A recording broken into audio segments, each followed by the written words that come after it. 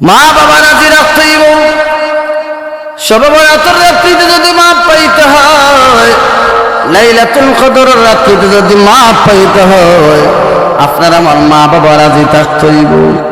মা বাবা যদি নারাজ থাকেন, তাহলে ওই নামাজ, ওই শবে বরাতের দোয়া, ওই লাইলাতুল কদরের দোয়া আল্লাহর দরবারে কবুল হবে না।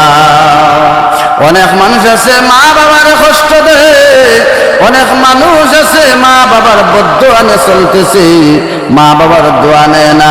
সে বড় হয়ে গেছে, এখন আর মা বাবা লাগে না। ও যুবক ভাই, আজকে হয়তো আপনার আমার শরীর আল্লাহ তাকত দিছেন, শরীরের মধ্যে শক্তি আছে, কিন্তু এক সময় আপনার আমার শক্তি আছিল না। ভাত খাইতে হইলে হইতে পারতাম না, আমার পেটের বুক ক্ষুধা লাগছে, আমার মারে হইতে পারতাম না। আমি যখন ছোট্ট আসলাম তখন আমার মা আমার খানদান দেখে, বুঝছেন ঠিক কিনা? ও বাবারা ভাই আমার, আল্লাহ তাআলা আপনার আমার এই মা বাবার মাধ্যমে ছোট থাকি বড় করছেন। এখন যদি এই মা বাবা যদি রাজি থাকেন না, তাহলে আল্লাহ আপনার উপরে রাজি থাকতা না।